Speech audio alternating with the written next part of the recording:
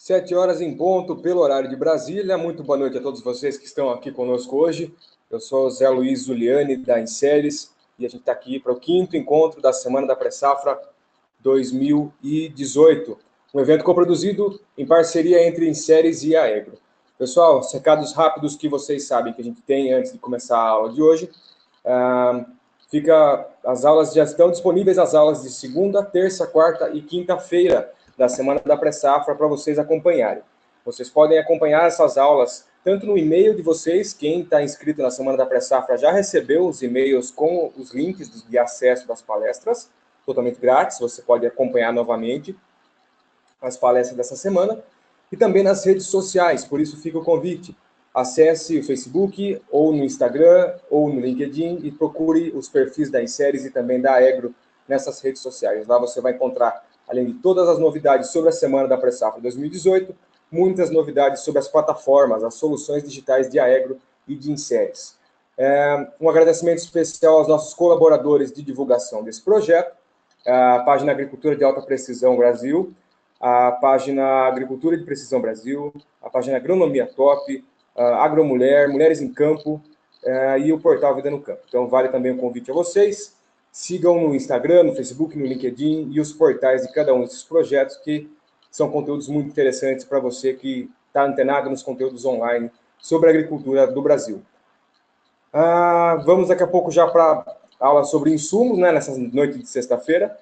Relembrando que a gente está no penúltimo dia da Semana da Pré-Safra. Amanhã estaremos juntos a partir das 4 da tarde, horário de Brasília.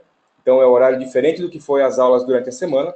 Às 4 da tarde, a gente vai estar junto para debater a importância da agricultura digital no planejamento para a safra. Então, amanhã à tarde, a gente tem esse compromisso aí e a gente espera vocês para debater juntos e aprender mais sobre a agricultura digital. Agora, vou deixar vocês com a transmissão do webinar de hoje, o webinar com o pessoal da Farmers Consultoria. Logo depois que esse webinar for transmitido, a gente já vai para as respostas ao vivo com o palestrante. Ok? Qualquer pergunta, qualquer dúvida, vocês podem mandar pela caixa do menu à direita da tela. Qualquer momento, durante o webinar, podem mandar as perguntas e a Mayara vai repassar essas perguntas para o pessoal da Farmers no final do evento. Então, muito obrigado a todos vocês. Fiquem à vontade, uma boa aula e a gente se vê daqui a pouquinho. Valeu!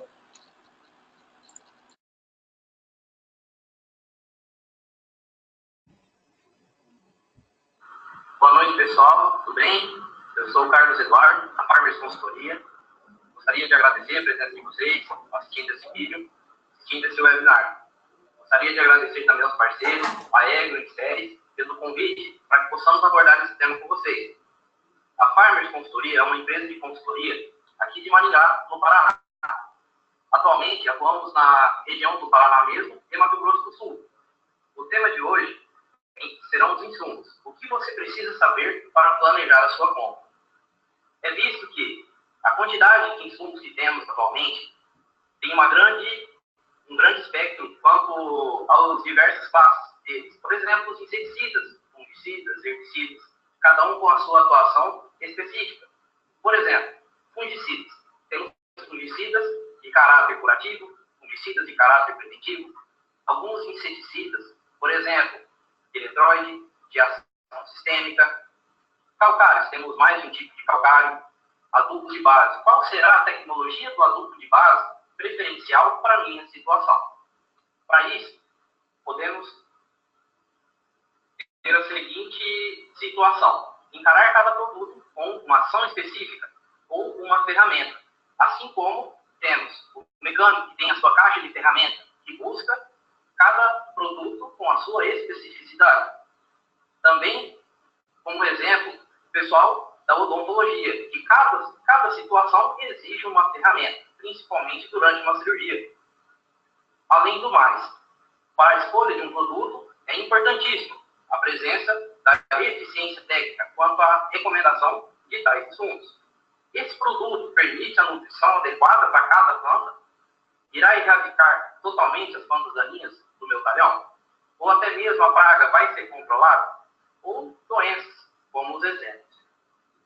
Importantíssimo também mantermos o histórico da nossa área, seja ele anotado numa caderneta, numa planilha ou até mesmo num software de gestão. como os produtos que foram utilizados, o regime hídrico da minha região, se chove mais ou chove menos, interfere no meu potencial de produção? Interfere no meu investimento? Quanto às doenças também, é um exemplo. Por exemplo, na nossa região, ferrugem asiática, assim como outras regiões do Brasil. Existe um período em que a ferrugem asiática ela tem a sua presença em maior quantidade? As pragas.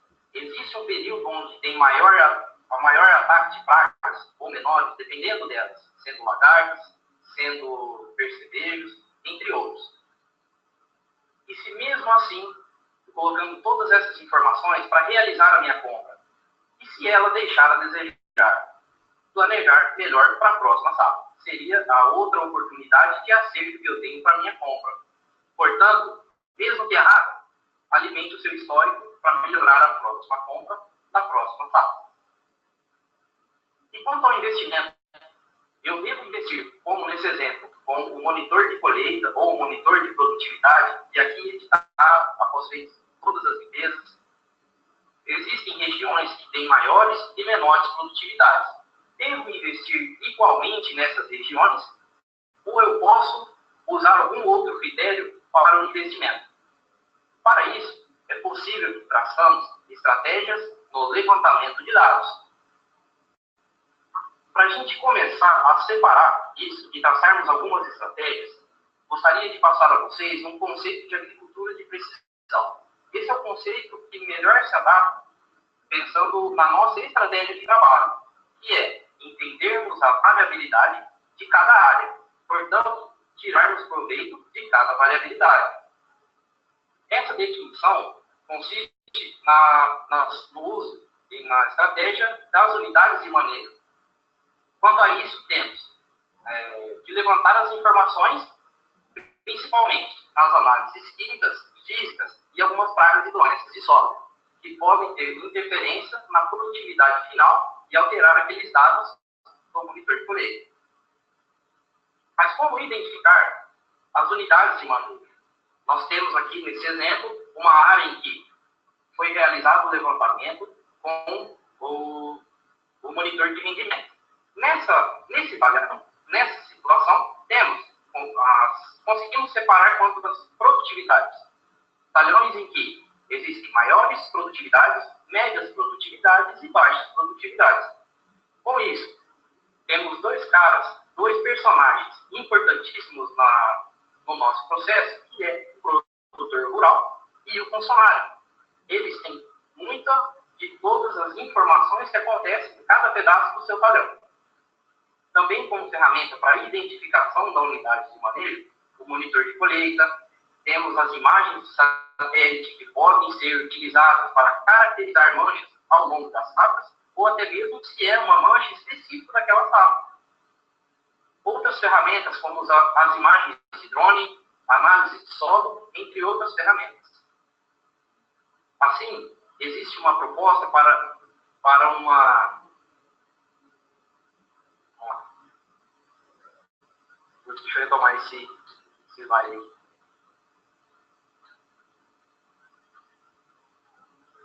Portanto, temos um ciclo em que respeitamos para que possamos melhorar ainda mais o diagnóstico total da nossa informação. Primeiramente, levantamento de dados, o que consiste em dados que geram informações logo após um diagnóstico. Quanto melhor for o nosso levantamento de dados, melhor será o nosso diagnóstico e, consequentemente, melhor será o nosso planejamento. Esse ciclo se repetirá mais de uma vez no mesmo talhão.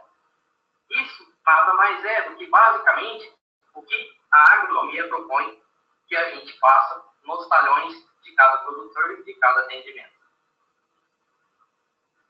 Nesse slide, apresento a vocês um ciclo em que existem vários momentos em que possa ser começado o trabalho.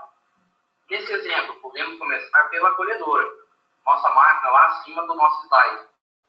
Após ela coletar todos os dados, podemos dar continuidade, gerando a informação, dividindo em regiões de manejo, decidimos as nossas estratégias de amostragem, levantamento quanto ao laudo de solo, já que partimos da amostragem, Esses laudos serão utilizados para recomendação e definidos na nossa estratégia de trabalho. Mas caso o produtor não possua ainda a tecnologia do monitor de colheita, notem que podemos iniciar em qualquer parte do ciclo, mesmo que seja no início da estratégia de trabalho, levantamento de informações, depois as estratégias durante o trabalho, até gerar uma recomendação e uma nova estratégia de trabalho. Eu trouxe alguns exemplos de alguns estudos de caso e algumas realidades que passamos com alguns produtores nossos, usando ferramentas de agricultura de precisão, entre outras ferramentas para chegar no diagnóstico completo. Nesse slide, gostaria de apresentar a vocês um caso na cidade de Naviraí, onde o produtor utiliza ferramentas de agricultura de precisão e nesses dados tirados as informações. Nesse talhão, foi dividido em 4 regiões, onde o talhão 1 e o 2 de alta produtividade, e o talhão 3 e 4 com baixa produtividade. Como foi a estratégia de manejo? Primeiro separamos as amostragens de solo dentro dessas regiões e logo interpretá-las. As amostras de solo têm a característica de estratificação, para que possamos saber onde está cada nutriente no perfil de solo. Esses são alguns dos resultados em que levantamos nesse talhão. Por exemplo, alguns pontos que eu gostaria de mostrar a vocês são porcentagem de potássio no CTC, 3%, que é a nossa saturação de base, e também o fósforo MED, que é o extrator mais utilizado na nossa região. Primeiro ponto, potássio na CTC. No levantamento, usamos alguns indícios, algumas informações da literatura. Quais são eles? Para potássio na CTC, o indicado seria em torno de 3 a 5%. Esses números de 3 a 5% nós temos no primeiro perfil de 0 a 10 centímetros. Logo abaixo, no 10 a 20, temos um número um pouco menor, variando aí de 1,2% até 1,6%. Mas, Cadu, o que esse número interfere em termos de produtividade? O que a pesquisa tem para nós é o seguinte: o potássio ele é absorvido pela planta por um transporte denominado difusão. Para esse potássio ser absorvido, existe um custo de água muito grande. Portanto, nas camadas de 0 a 10 e de 10 a 20, existem diferenças na disponibilidade de água. Quando considerarmos que a camada de 10 a 20 temos mais água disponível para a planta, automaticamente pensamos que nessa camada tem que ser utilizado a maior parte dos nossos fertilizantes. Portanto, potássio, nessa situação, encontra-se basicamente em superfície do solo. O mesmo raciocínio vale para o fósforo. O fósforo, nessa situação, nós temos 4 pontos. Nesses pontos, todos que a literatura propõe para nós, em torno de 12 pontos de fósforo para um número adequado, aqui temos 9, 7, 8 em superfície. Mas como temos um tempo um pouco mais seco, ou um período de estiagem, estresse por seca, a planta logo para de absorver esse fósforo que está em superfície. Portanto, a leitura desses números para esses critérios seriam maior quantidade de fertilidade em perfil. Um outro critério que utilizamos para definir a fertilidade do solo quanto a altas produtividades, ele bate muito bem com o que temos nesse talhão. Por exemplo, no ponto 1 e no ponto 3. Na camada de superfície temos, no 0 a 10, no ponto 1, que é um ponto de alta produtividade, um número de 67%, e logo abaixo 50%. A pesquisa indica para nós que esse número ele deve caminhar próximo aos 70%. Portanto, saímos de uma região de alta produtividade para uma região de baixa produtividade, como o ponto 3, o número de 67 ele já cai para 55%. E na camada logo abaixo, 45%. Uma outra situação com o uso de ferramentas são as imagens aéreas, que mostram muita coisa para nós quando temos algumas manchas no talhão.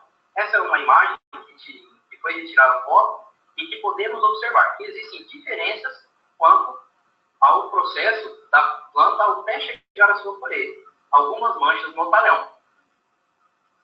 Um caso específico, na cidade de Maringá, observamos que na cultura do milho tinham várias manchas durante o desenvolvimento. Mas para nós, não adianta nada se tivermos uma foto em que não fomos lá e fizeram a observação. Nessa situação, um tombamento de plantas. Mas, olha só que interessante. Todo talhão, ele tem algumas manchas. Mas por que em determinadas regiões tombou o milho e em determinadas regiões não houve o tombamento dessas plantas? Durante as avaliações a campo, observamos as condições de crescimento radicular, que não eram das melhores. Portanto, numa situação como essa, é necessário que seja feito o diagnóstico e depois planejarmos o que pode ser feito. Para isso, precisamos de ferramentas e, nessa situação, a utilização de uma metodologia para identificar a compactação no campo. Essa avaliação consiste na seguinte avaliação, sendo que é possível observar a estrutura de solo, principalmente quanto ao tamanho de agregados, quanto ao crescimento radicular, se as raízes crescem entre os agregados ou fora dos agregados, qual o formato das raízes, tudo isso classificado em mais de um número, sendo ela de 1 a 5, sendo 1 a estrutura do solo mais friável, onde tem muito pouco ou nada de compactação, até o 5, até muito compactado. Quando utilizamos essa metodologia, é possível observar que as formas em que quebram o solo são muito lineares. E a agricultura não é tão linear assim. Existe também uma certa dificuldade quanto ao crescimento radicular. Essas avaliações nos mostram como existem as dificuldades de crescimento das plantas e, principalmente, como estão os agregados desse solo. Esses agregados que foram observados nessa avaliação são totalmente diferentes de situações que a gente enxerga como situações ideais. Agregados com muitos poros pequenos, agregados com muitos poros grandes, que vão resultar em ambientes melhores para o crescimento radicular. O que tem de efeito quanto às culturas? Se pensarmos em soja, esse crescimento radicular, uma planta dessa passaria a ter um período de estresse onde ela não conseguisse acessar a água ao longo do perfil. O que acontece com uma planta dessa? Portanto, o que utilizar para levantar informações também? Nós até brincamos, colocamos como os melhores sensores da agricultura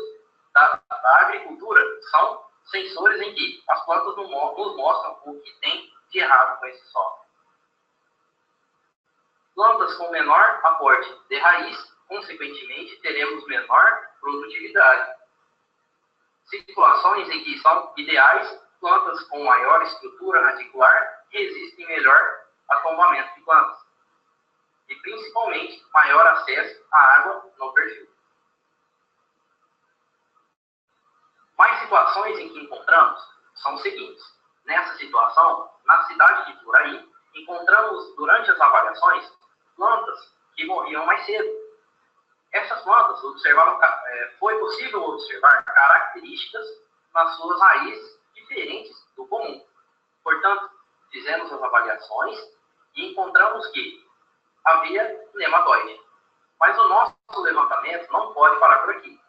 Sabemos que tem nematóide. Ainda não conseguimos traçar um diagnóstico, nem muito menos um planejamento a partir dessa informação. Portanto, levamos as amostras para o laboratório e foi possível observar a numeração e a expressão desses sintomas das raízes. Uma população altíssima de meloidóide, conforme ilustra o exemplo. Para que possamos, então, tomar decisões quanto à nossa compra, primeiro precisamos saber de qual ferramenta é preciso utilizar durante a minha safra. Portanto, não vamos esquecer do conceito de que a variabilidade, precisamos entender o que acontece e de que também precisamos tomar decisões quanto a cada variabilidade.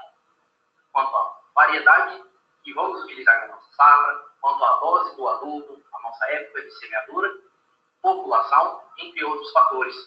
Com isso, é possível identificar onde vamos utilizar maior parte do nosso investimento, quanto vamos investir, qual o insumo adequado para aquela região. Algumas considerações finais. Pessoal, os insumos devem ser encarados como ferramentas. Alguns têm uma maior especificidade do que outros produtos. Primeiro, devemos entender como cada produto atua para podermos posicionar durante a nossa sala. Utilizar os históricos, seja ele numa caderneta, numa planilha, um software de gestão, para que possamos utilizá-lo nas próximas salas.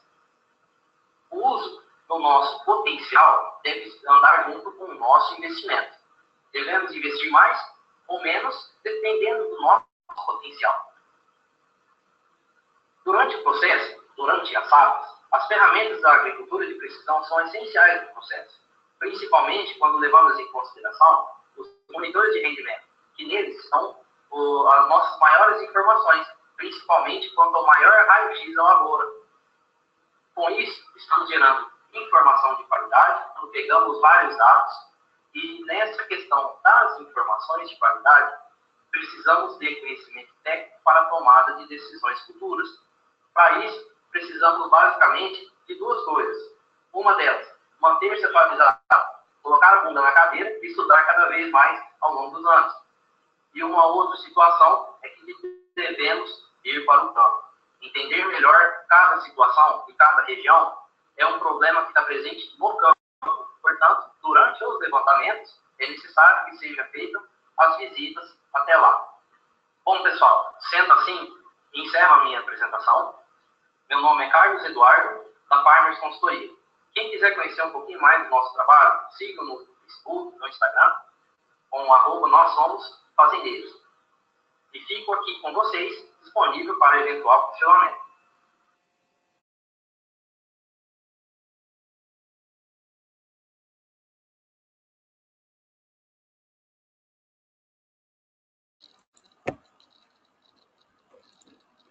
Estamos aí, voltamos ao vivo para vocês.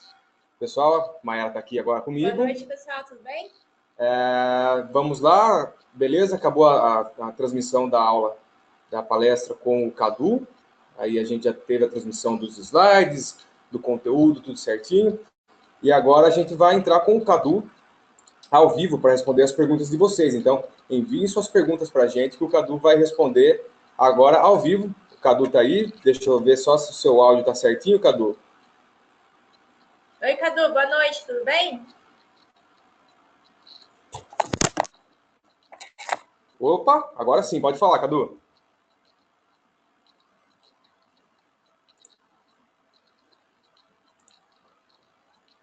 Vamos lá, que o seu áudio está desligado ainda. Aperta o botãozinho do microfone, Cadu, na parte de cima aí. Agora sim.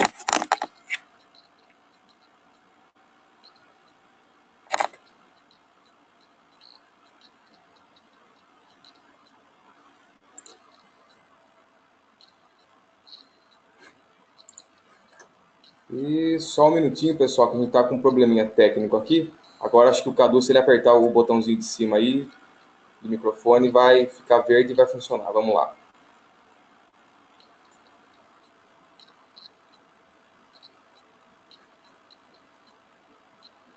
Ainda estamos sem áudio, Cadu. E agora, deu certo? Agora sim, Cadu. O meu painel de controle aqui. Beleza, vocês estão conseguindo ver aqui, tranquilo? Tudo tranquilo. Então tá joia. Pessoal, boa noite, pessoal. Eu sou o Carlos Eduardo, da Farmers Consultoria, e trouxe um pouquinho da nossa leitura quanto a insumos. Então, primeiramente, gostaria de agradecer aos parceiros da Séries, parceiros do Aegro, agradecer também a presença de todos vocês que nos assistem. Maravilha. Quer começar? Sim, pessoal, pode mandar as perguntas, como de costume eu vou aqui lendo, e o Cadu vai começar a responder, então fiquem à vontade. A primeira pergunta é do Rafael Fagundes Cabelo. Qual a melhor maneira de se realizar a calagem, levando em consideração o tempo que o calcário leva para agir no solo? Beleza. Rafael, excelente pergunta. Calcário. Manejo de calcário, primeiramente, precisamos saber da amostragem de solo e como o solo necessita desse calcário e em qual camada. Lógico que a estratificação existe uma certa importância, principalmente quanto a pH, D%, localização do cálcio, do magnésio em todo o perfil, tá bom? Portanto, o calcário, uma sugestão nossa é que, como os últimos plantios de milho na nossa região, pensando em milho segunda safra, esses últimos milhos temos um baixo rendimento e um baixo potencial, poderíamos utilizar essas áreas, principalmente pensando em correção. Substituiríamos o milho e utilizaríamos as técnicas para correção do nosso perfil, pensando em calcário. Seria uma das sugestões. Muito bom, Cadu. Agora, a próxima pergunta é: a construção de perfil de solo deve ser feita em uma única aplicação de gesso ou calcário ou de forma contínua com o passar dos anos? Essa pergunta é muito delicada. A aplicação contínua requer entendimento de como funcionam as reações do calcário e do gesso no solo. Algumas situações, podemos trabalhar com calcário dolomítico ou só calcário calcítico, ou utilizando mais de um calcário para correção. Também temos o auxílio do gesso, pensando em formação de perfil. Portanto, é preciso saber identificar quanto à questão, principalmente cálcio, magnésio no sistema, para podermos posicionar calcário ao longo dos anos, até mesmo o gesso ao longo dos anos. De preferência, utilização ao longo dos anos com doses mais baixas do que uma correção que exige uma dose mais elevada. Tudo isso tem que ser levado em consideração com o produtor, em termos de correção, porque são doses mais altas quanto quando utilizamos em uma dose apenas. Por isso que é necessário avaliar as aplicações, avaliar em termos de perfil de solo, e todo o entendimento de solos deve ser trazido para essa recomendação. Legal, Cadu. Agora a pergunta do Everton: o solo dele tem 15% de alumínio em 20 a 40 centímetros. É recomendada a gessagem nesse caso? Everton, assim como eu falei na outra resposta, precisamos entender como é o sistema para poder recomendar simplesmente o uso do gesso para essa situação. Portanto, temos de informação atualmente de que o gesso é possível utilizar o gesso como fornecimento apenas de enxofre, ou apenas com fornecimento de cálcio, mas também pensando em utilização do gesso para a formação de um perfil de solo. Consequentemente, se fizermos aplicações sequentes de gesso, temos aumento de cálcio no perfil do solo. A presença de cálcio inibe a presença do alumínio, além de inativar a sua atividade na camada de 20/40, que é a camada que utilizamos para definir se iremos utilizar o gesso ou não na recomendação para correção de alumínio. Agora a pergunta é: a amostragem para a construção de perfil é recomendada ser feita em intervalo de quantos centímetros? A nossa estratégia de uso é até os 40 centímetros, feito de modo estratificado. As profundidades que utilizamos são de 0 a 10, 10 a 20 e 20 a 40. Claro que pode existir deficiência ao longo do perfil, mas de acordo com o que a gente tem observado, principalmente em campeões de SESB, a fertilidade ao longo do perfil é necessária, mas existem os critérios a serem avaliados. Agora a pergunta do José Augusto é: qual a diferença entre calcário dolomítico e magnesiano? José, os calcários atualmente são separados em duas classes principais, dentre elas calcário calcítico e calcário dolomítico. O calcário magnesiano tem se encontrado mais dificilmente na hora da compra. Portanto, atualmente o magnesiano tem sido deixado de lado. O calcário calcítico ele tem menores teores de magnésio, em torno de 5% ou até menos. E no calcário dolomítico, em torno de 5 até 12, mais ou menos, ou até mais do que 12% de magnésio no produto ou na sua garantia. Claro que depende da fonte, existe uma variação quanto ao cálcio e ao magnésio, né, nas distribuidoras do calcário. Legal, Cadu. Agora a pergunta do Felipe Dantas, de Jeremoabo, na Bahia. Qual a melhor forma de baixar o pH de um solo alcalino e com grande quantidade de sódio? Felipe, essas estratégias devem ser bem levantadas, beleza? A amostragem de solo é necessário e o que podemos fazer e temos para redução de pH são o uso de adubos nitrogenados principalmente. Mas tudo deve ser bem avaliado quanto à estratégia de manejo. Legal. Agora, em solos salinos sódicos, a gessagem é recomendada para lixiviação do sódio? Solos com alto teor de sódio apresentam uma característica de que essa alta concentração pode ser diluída com a presença de cálcio e provavelmente esse enxofre pode carregar alguma coisa. A pesquisa ela precisa mostrar um pouquinho mais para nós do que ocorre nessas reações. Portanto, eu preciso pesquisar um pouquinho mais. Legal. Agora, o Rafael Fagundes pergunta, na sua opinião, a fórmula de calagem no qual é utilizado o V% ainda são efetivas para uma boa recomendação? Sim, ainda são eficientes. Porém, como uma calagem, ela requer tempo, requer água, requer também porcentagens de cálcio, magnésio no seu perfil. Portanto, para avaliarmos qual número podemos utilizar para recomendação, a pesquisa precisa também trazer para nós alguns números que possa ser um pouquinho diferente do que a pesquisa tradicional, principalmente quando pensamos em alta produtividade e sustentabilidade do manejo.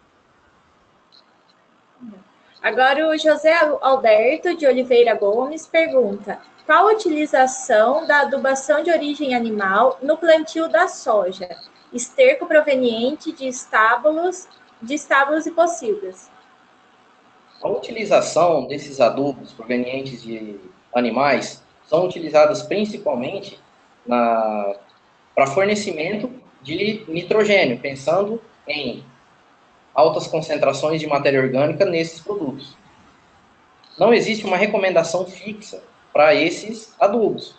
Porém, para que seja feito, por exemplo, uma recomendação, é preciso saber o que tem nesses adubos. Então, procure um laboratório, entenda melhor qual é a porcentagem de cada nutriente nesse insumo que você possui, para poder utilizar na sua cultura, seja ela soja, milho, gramínea, pastagens, entre outras. A próxima pergunta é se esse esterco animal pode prejudicar na inoculação da soja.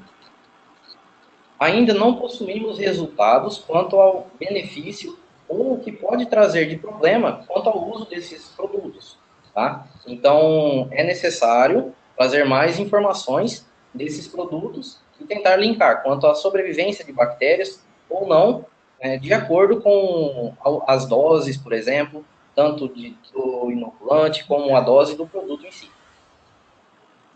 Agora, o Rodrigo Neto pergunta qual a melhor época para aplicação do gesso agrícola? Gesso agrícola. Vamos pensar em enxofre de modo geral. O enxofre ele tem a sua importância principalmente quando para a fixação do nitrogênio na planta. Existem as rotas metabólicas para essa fixação, principalmente em teor de proteína. O gesso agrícola ele tem a sua característica de fornecimento de enxofre, principalmente é demandado um certo tempo para esse fornecimento do enxofre. Uma das sugestões de uso do gesso é a utilização aproximadamente 30 dias antes do plantio, porque é necessário uma certa quantidade de água para esse fornecimento do enxofre e do cálcio consequentemente. Temos também mais produtos para fornecimento de enxofre. O enxofre pastilhado. Ele precisa de um certo tempo, em torno de 30 dias, 45 dias, até 60 dias, dependendo das situações que se encontram. Por exemplo, utilizamos esses produtos e não houve chuva frequente antes do plantio. Portanto, a disponibilidade do enxofre será dificultada. Então, precisamos nos atentar melhor quanto ao fornecimento e também o regime hídrico da região.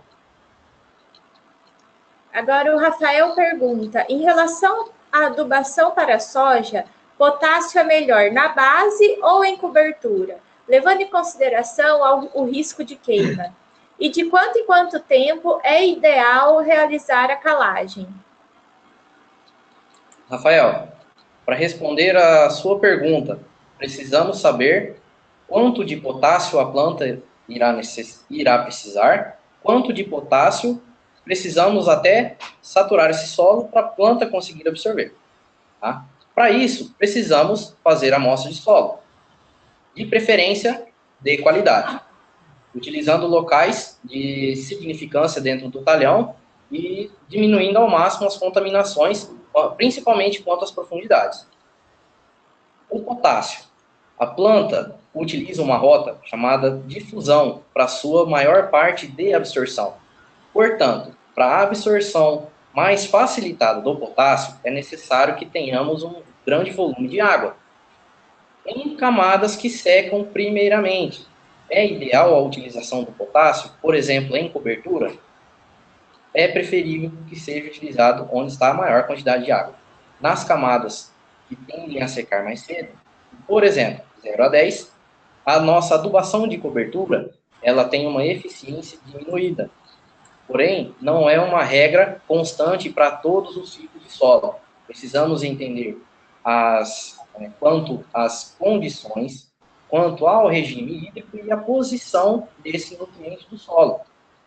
Quanto ao calcário, quando reaplicar. Essa é uma informação em que somente teremos com a amostra de solo em mãos. A próxima pergunta é: calcários de alta reatividade podem alterar a microbiota do solo? Quando pensamos em calcário, devemos pensar em pH. Existe uma alteração grande em termos de microbiota, mesmo em calcários de alta reatividade e baixa reatividade. Uns interferem mais e outros interferem menos. O nosso pH do solo interfere principalmente na sobrevivência de fungos e bactérias. Por isso, devemos, mais uma vez, avaliar as condições de uso e entender melhor o sistema como um todo. Agora, o Aristóteles de Jesus Teixeira Filho pergunta: na sua avaliação, qual o método mais adequado para a recomendação da calagem e que represente o valor da necessidade de calagem a ser aplicado a nível de campo? A utilização de ferramentas para cálculo de calcário, a gente já discutiu um pouquinho agora há pouco, e quanto à eficiência do uso do método de 2%. Esse método é um método excelente de ser usado.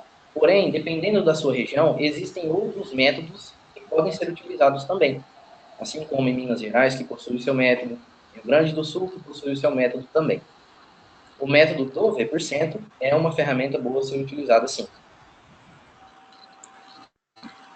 Agora, Tatiane Crespi pergunta: em área aberta, que nunca foi utilizada para agricultura, a recomendação de calagem deve atender o que a análise de solo exige?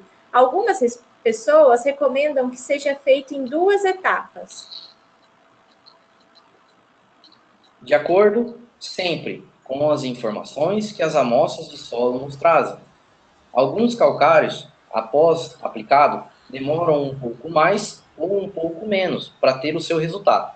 Portanto, a avaliação deve ser contínua, para entender como esse calcário está reagindo ao longo do perfil do solo. Então, a gente recomenda para a Tatiane que ela aplique o que foi recomendado e na próxima safra, no próximo cultivo, que ela faça amostragem de solo de novo para ver como é que está o solo, não é isso? Isso, pode ser realizado sim. E manter sempre a avaliação constante do perfil do solo, quanto ao resultado do calcário e a sua reação no solo.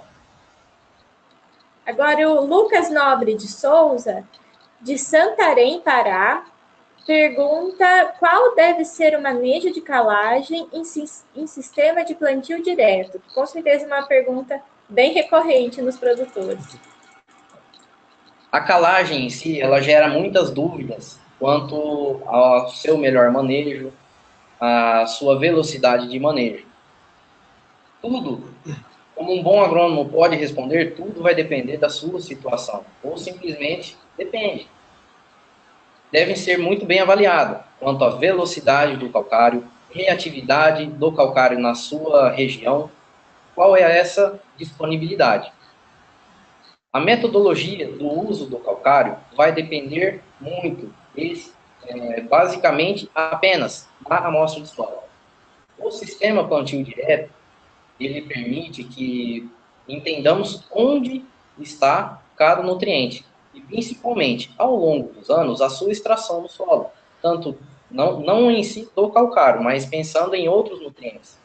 Por isso que existe a necessidade de entender em onde está cada nutriente desse no solo.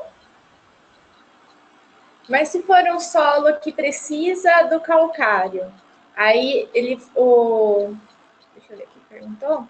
O Lucas vai fazer a correção desse calcário e vai começar a implementar o plantio direto. Ele pode fazer a aplicação do calcário num ano e no outro já começar o plantio direto, porque aí depois ele não vai poder mexer mais, né?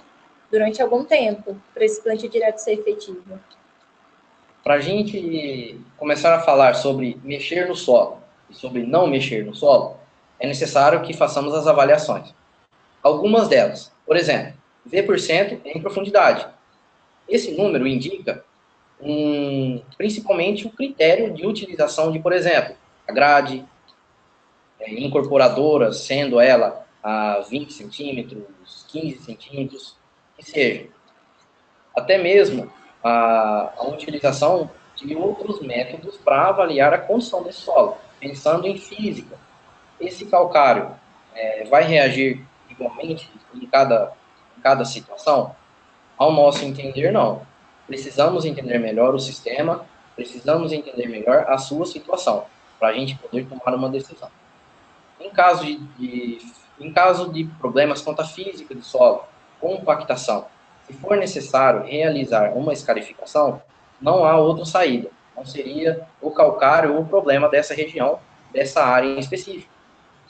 Portanto, a avaliação sempre das áreas para entendermos melhor e planejar melhor. Agora, o Alexandre Ferreira pergunta se utilizar adubos na soja com teores de nitrogênio interfere na atividade da FBN. Uma excelente pergunta.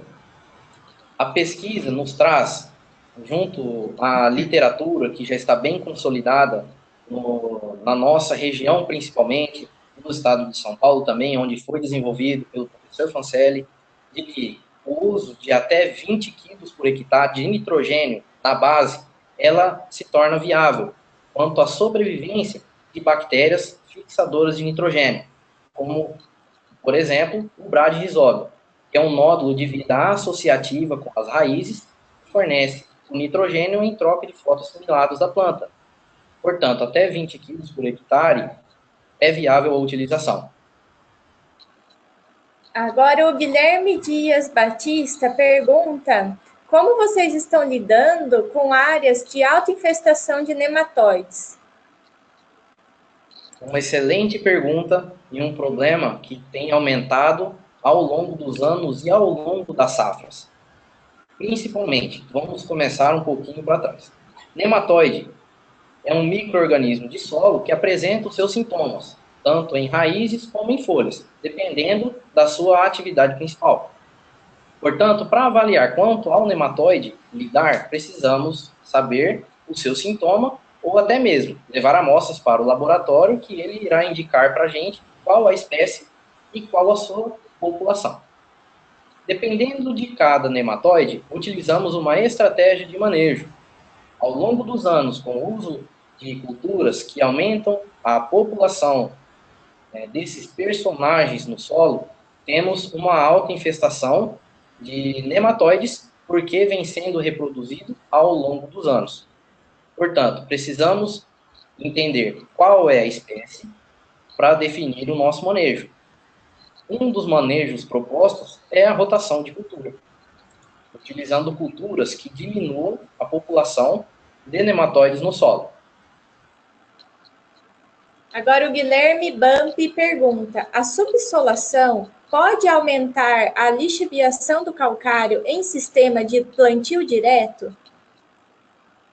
Essa pergunta é muito pertinente. O perfil nosso de solo, até onde as raízes conseguem chegar, é onde temos o nosso perfil de solo. Portanto, se dermos mais condições para as raízes crescer ao longo do perfil, o que será lixiviado, entre aspas, e a planta conseguir acessar e trazer de volta para o sistema, não vai ser uma perda para o uso das plantas desses nutrientes.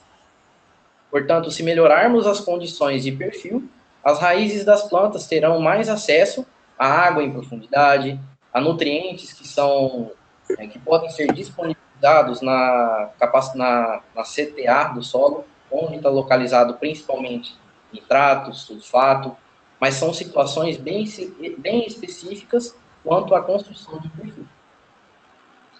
Agora o Rodrigo Ferreira pergunta: qual o limite em termos de quantidade de calcário por hectare a ser aplicado, caso a análise aponte altas dosagens para se obter a correção necessária para podermos, com isso, decidir se aplicar de uma só vez ou parcelado em 2 safras? Um dos critérios para ser utilizado o calcário é a CTC.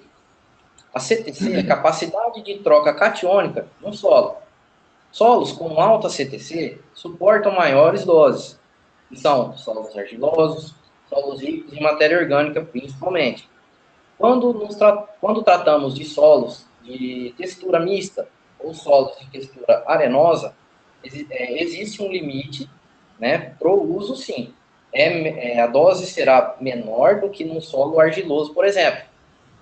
Portanto, menores números no CTC, na CTC do solo, menores serão as doses, consequentemente.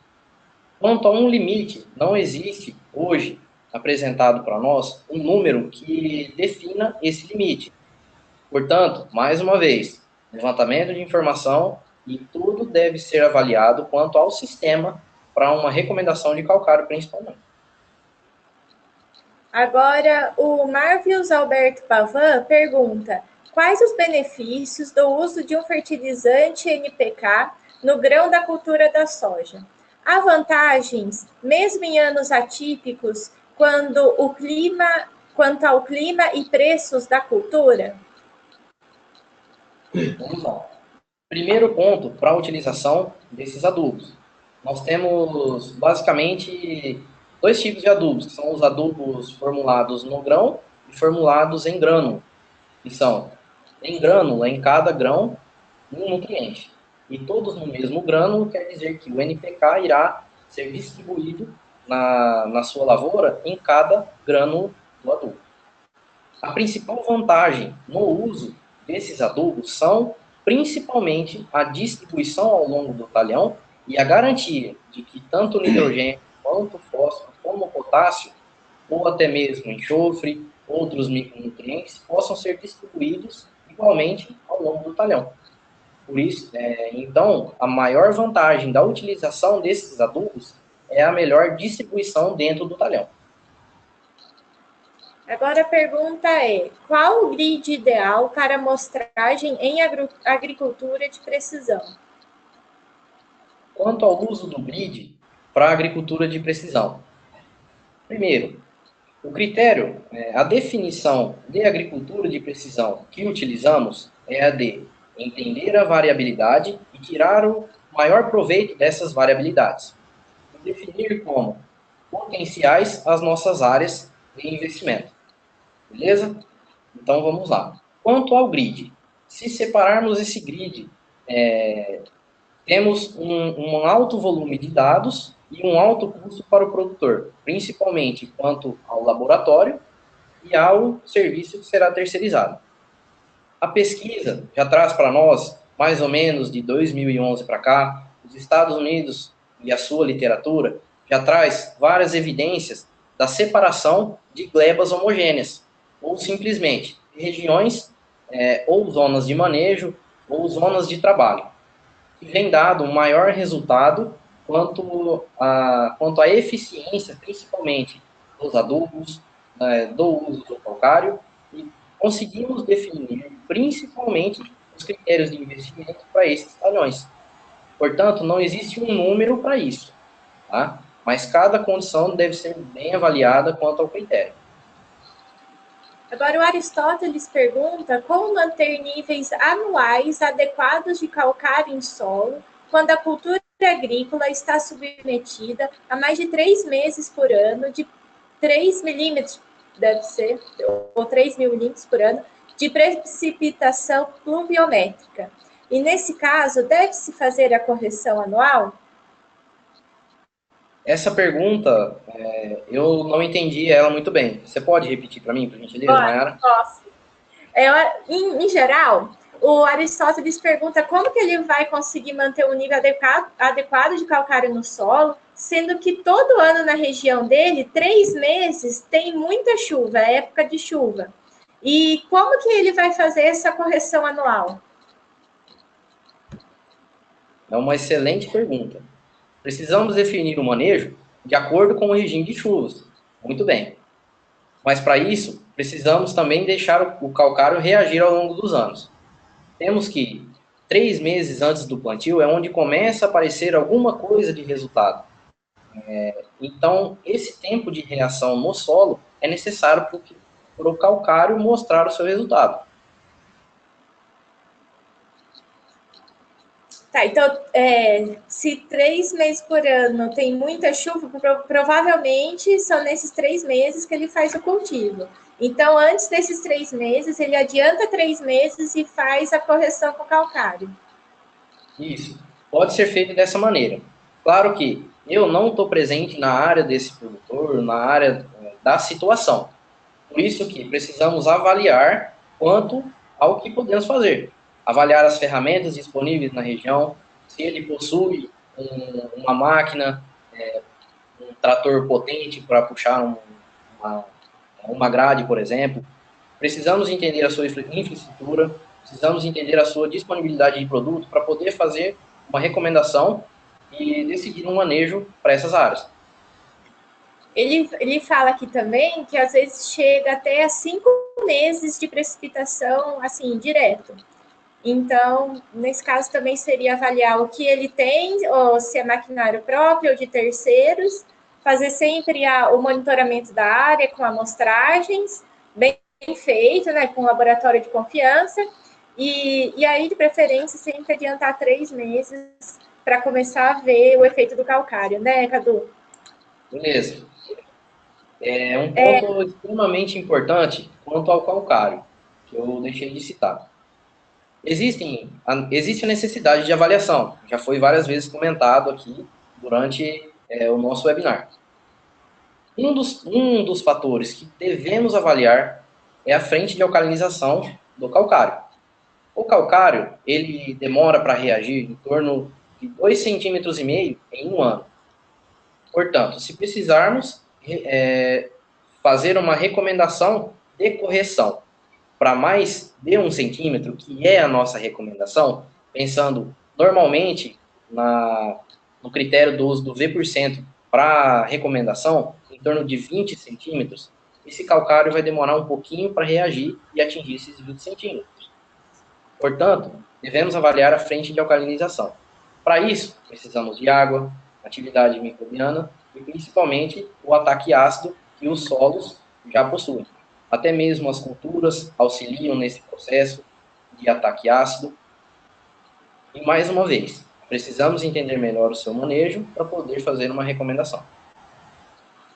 Agora, o Alexandre Ferreira pergunta, na sua opinião, qual a vantagem da utilização do adubador de perfil na aplicação de oxifertil em profundidade e se isso é viável economicamente? Economicamente, primeiro vamos lá, em termos de eficiência técnica, o que vamos ganhar se injetarmos esse nutriente lá no fundo do perfil, sendo que em superfície não temos nenhuma condição em termos de, vamos lá, pH, %, fósforo, cálcio, magnésio, entre outros nutrientes.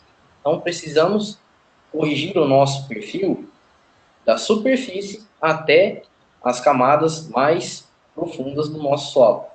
Pensando em termos de eficiência técnica e eficiência no uso do nosso dinheiro. Vale a pena? Na minha opinião, não.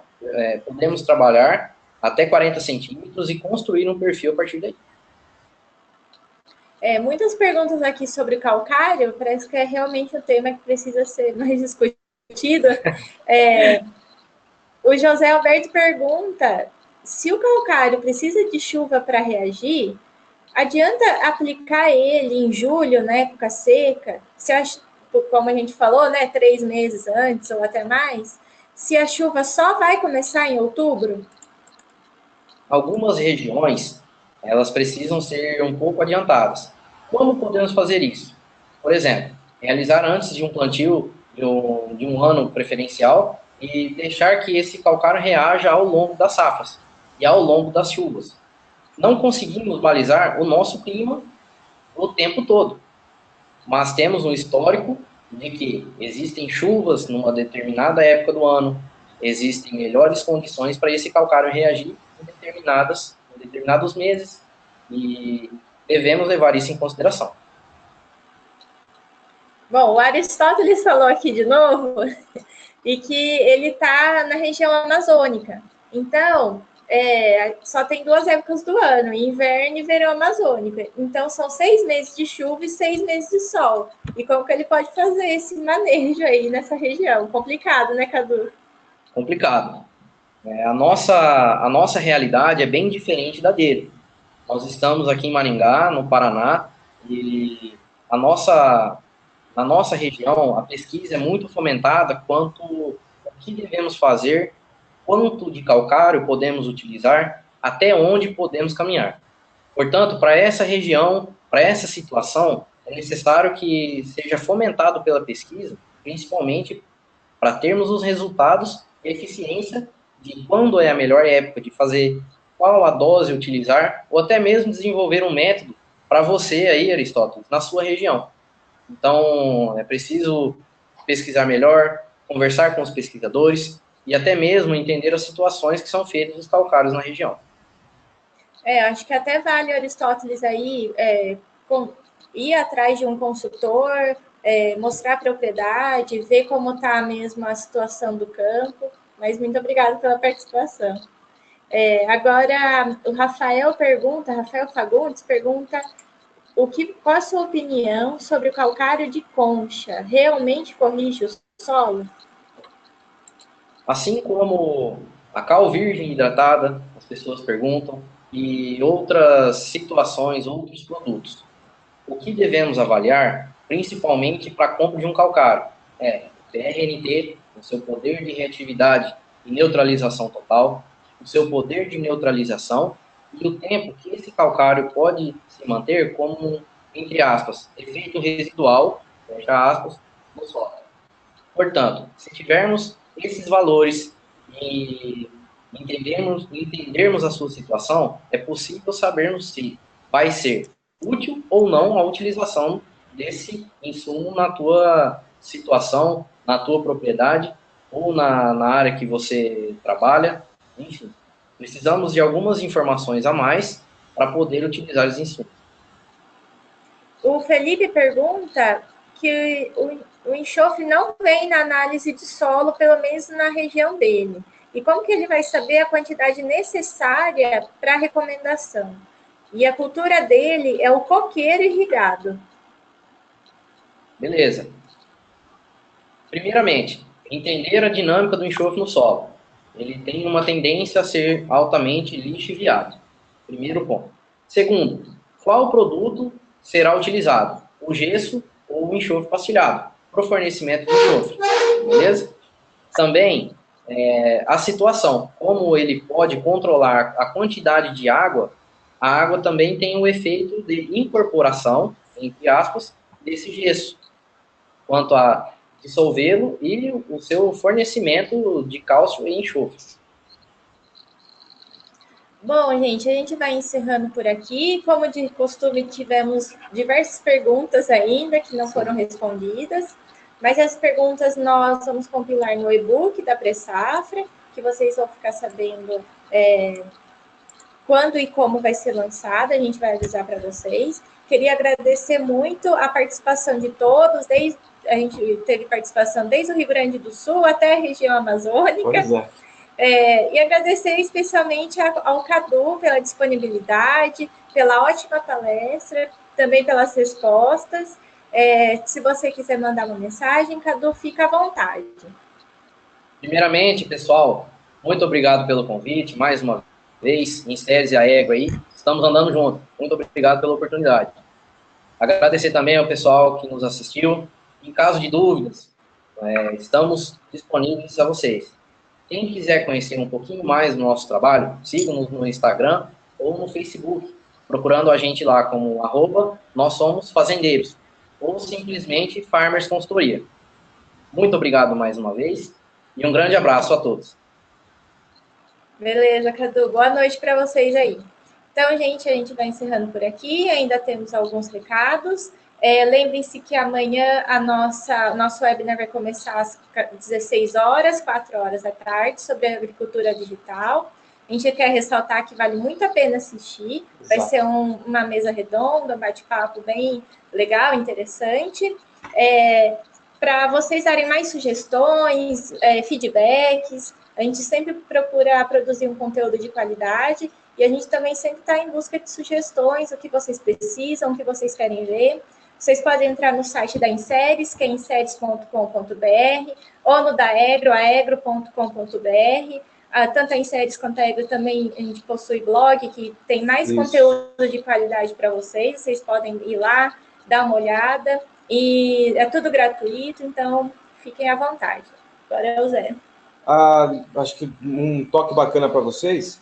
A gente vai se organizar aqui, mas vamos enviar uma pesquisa de opinião para vocês depois também sobre o que vocês acharam da Semana da Pressafra, qualidade dos conteúdos.